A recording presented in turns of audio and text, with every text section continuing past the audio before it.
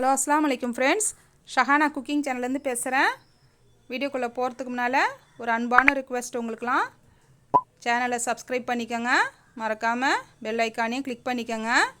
இன்றைக்கி வீடியோவில் பார்த்தீங்கன்னா ரொம்ப ஹெல்த்தியான ரொம்ப டேஸ்டான ஒரு குருமா தான் நம்ம செய்ய போகிறோம். இது பார்த்திங்கன்னா பச்சை பட்டாணிங்க, ஃப்ரெஷ்ஷான பச்சை பட்டாணியை வச்சு நம்ம செய்ய போகிறோம். வெறும் பட்டாணி மட்டும் இல்லை, நம்ம கேரட்டு பீன்ஸு இது எல்லாத்தையுமே சேர்த்து செய்ய போகிறோம். குழந்தைங்களுக்கு நம்ம ஸ்கூலுக்கு லஞ்சாக செஞ்சு கொடுக்கலாம், அந்த அளவுக்கு டேஸ்ட்டாக இருக்கும். பசங்களும் நல்லா விரும்பி சாப்பிடுவாங்க. நான் சொல்கிற இந்த மெத்தடில் ட்ரை பண்ணி பாருங்கள். இப்போ வாங்க இது எப்படி செய்யறதுன்னு பார்க்கலாம். இதுக்கு பார்த்தீங்கன்னா நான் 1/4 கிலோ அளவுக்கு ஃப்ரெஷ்ஷான பட்டாணி எடுத்து இந்த மாதிரி உரித்து எடுத்துருக்கேன். இப்போ பட்டாணி நல்லா இந்த சீசனில் கிடைக்கிது. ப்ரோட்டீன் மினரல்ஸ்லாம் நிறைய இருக்குது இந்த பட்டாணியில். அதனால் இந்த மாதிரி நம்ம செய்யும்போது நல்ல ஒரு டேஸ்ட்டை கிடைக்கும். இப்போ பாருங்கள், நான் 1/4 கிலோ அளவுக்கு பட்டாணி எடுத்திருக்கேன். கேரட் எடுத்திருக்கேன். கேரட்டு பார்த்திங்கன்னா ஒரு 200 கிராம் அளவுக்கு கேரட் எடுத்திருக்கேன். ஃப்ரெஷ்ஷான கேரட் எடுத்து நல்லா தோலை சீவிட்டு வாஷ் பண்ணி கட் பண்ணி எடுத்துக்கோங்க. 1/4 கிலோ பட்டாணி, 200 கிராம் கேரட்டு. பீன்ஸ் பார்த்திங்கன்னா பீன்ஸும் ஒரு 200 கிராம் தான் எடுத்திருக்கேன். இப்போ பாருங்கள், இதையும் நல்லா வாஷ் பண்ணிவிட்டு நல்லா கட் பண்ணி எடுத்து வச்சுருக்கிறேன். இப்போது இந்த 3 காயும் சேர்த்து தான் நம்ம இந்த குருமாவை ரெடி பண்ண போகிறோம். இப்போ ஸ்டவ் ஆன் பண்ணி ஒரு சட்டி எடுத்து வச்சுக்கோங்க. இதில் பார்த்தீங்கன்னா தேவையான அளவு நான் ஒரு 4 டேபிள் ஸ்பூனுக்கு எண்ணெய் ஊற்றிக்கிறேன். இப்போ ஹோல் ஸ்பைசஸை பார்த்துக்கலாம். கல்பாசி முக்கியமானதுங்க, ஸ்கிப் பண்ணிடாதீங்க. ஒரு சின்ன பீஸ் கல்பாசி, ஒரு 3 கிராம்பு, பட்டை துண்டு ஒரு 5, 2 அன்னாசி பூ, 2 பிரிஞ்சி இலை. இதுதான் ஃப்ரெண்ட்ஸ் இந்த குருமாவுக்கு தேவையான ஸ்பைசஸ்ஸு. இது இப்போ இந்த எண்ணெய் நல்லா சூடானதும் நம்ம இதை போட்டுக்கலாம். போட்டு அது நல்லா பொரிஞ்சு வரட்டும். வெங்காயம் பார்த்திங்கன்னா ஒரு பெரிய வெங்காயம் பார்த்திங்கன்னா நான் 3 பெரிய வெங்காயம் எடுத்திருக்கேன். சைஸ் பார்த்திங்கன்னா பெரிய சைஸ் வெங்காயம் 3 வெங்காயம் எடுத்திருக்கேன். அதை நல்லா வாஷ் பண்ணிவிட்டு நல்லா இந்த மாதிரி சின்ன சின்னதாக கட் பண்ணி சேர்த்துக்கோங்க. இந்த மாதிரி சின்ன சின்ன பீஸஸாக நம்ம கட் பண்ணி சேர்க்கும்போது சீக்கிரம் வெங்காயம் வதங்கிடும். அதுக்கப்புறம் பார்த்திங்கன்னா கிரேவி குருமாலாம் நம்ம செய்யும்போது ரொம்ப திக்காக நம்மளுக்கு கிடைக்கும். இந்த ட்ரிக்ஸை நீங்கள் யூஸ் பண்ணிக்கோங்க. அடுத்ததாக இந்த வெங்காயம் இன்னும் சீக்கிரம் வதங்கிறதுக்கு நம்ம ஒரு 2 ஸ்பூன் அளவு உப்பு சேர்த்துக்கலாம். உப்பு சேர்த்து வதங்கும்போது இன்னுமே சீக்கிரம் வதங்கிடும் நம்மளுக்கு வெங்காயம். வேலையே நம்மளுக்கு சீக்கிரம் முடிஞ்சிடும். இப்போ இந்த உப்பை சேர்த்துட்டு நம்ம நல்லா வதக்கிக்கலாம். வெங்காயம் நல்லா வதங்கி வந்ததும் இந்த மாதிரி எண்ணெய் பிரிஞ்சிடுச்சு பாருங்கள், இந்த அளவுக்கு வதங்கிடுச்சு. இப்போ பார்த்தீங்கன்னா ஃப்ரெஷ்ஷான இஞ்சி பூண்டு 2 ஸ்பூன் அளவுக்கு நான் சேர்த்துக்கிறேன்.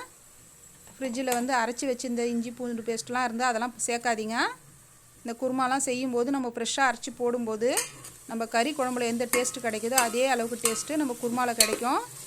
அது ஃப்ளேவர் நல்லாயிருக்கும். அதனால் ஃப்ரெஷ்ஷாக அரைச்சி சேர்த்துக்கோங்க. இப்போ பாருங்கள், இஞ்சி பூண்டை சேர்த்து நான் நல்லா வதக்கிக்கிறேன். ஸ்டவ் இஞ்சி பூண்டு போட்டதுக்கப்புறம் ஸ்டவ்வை மீடியம் ஃப்ளேமில் வச்சுக்கோங்க, அடி பிடிச்சிரும். இப்போ பச்சை வாசனை எல்லாம் நல்லா போயிடுச்சு, எண்ணெயும் நல்லா பிரிஞ்சிடுச்சு பாருங்கள். இந்த டைமில் நம்ம அரைச்சி வச்சுருந்த தக்காளியை சேர்த்துக்கலாம். தக்காளி பார்த்திங்கன்னா நான் பெரிய தக்காளி 3 தக்காளி, நல்ல பழுத்த தக்காளி தான் எடுத்துருக்கிறேன்.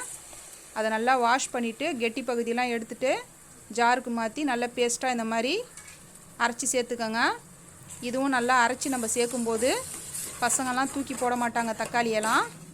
அது நல்லா மிக்ஸ் ஆகி வந்துடும். இதோடைய சத்து நம்மளுக்கு எல்லாம் முழுமையாக கிடைக்கும்.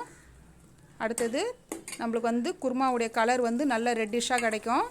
இந்த மாதிரி நம்ம பழுத்த தக்காளி அரைச்சி சேர்க்கும்போது நல்லா திக்காகவும் இருக்கும் நம்மளுக்கு குருமா. இப்போ தக்காளி வெங்காயம் எல்லாம் நல்லா வதங்கிடுச்சு. நம்ம கட் பண்ணி வச்சுருந்த 200 கிராம் பீன்ஸை சேர்த்துக்கலாம். பீன்ஸ் 200 கிராம் சேர்த்துக்கிறேன். இப்போ பாருங்கள், பீன்ஸை நல்லா சேர்த்து நம்ம ஒரு கிளறிக்கலாம். காய்கறிங்கள்லாம் சாப்பிட மாட்டேன்னு சொல்கிறவங்களுக்கு கூட இந்த மாதிரி நீங்கள் செஞ்சு கொடுக்கும்போது ரொம்ப விரும்பி சாப்பிடுவாங்க. இப்போ பீன்ஸை சேர்த்துட்டு கேரட் சேர்த்துக்கலாம்.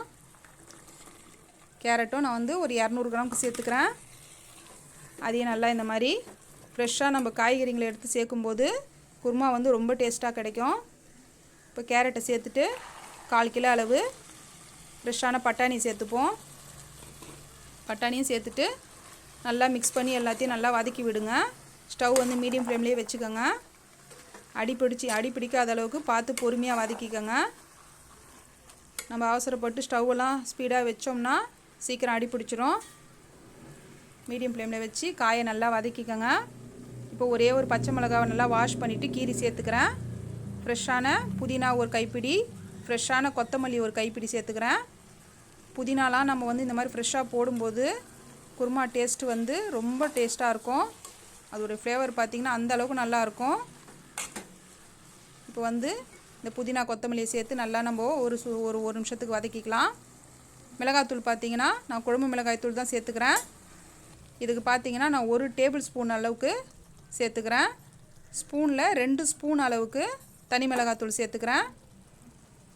ஒரு அரை ஸ்பூன் அளவுக்கு மஞ்சள்தூள் சேர்த்துக்கிறேன். இப்போ பார்த்திங்கன்னா இந்த மசாலாவெல்லாம் சேர்த்து நம்ம நல்லா மிக்ஸ் பண்ணிக்கலாம்.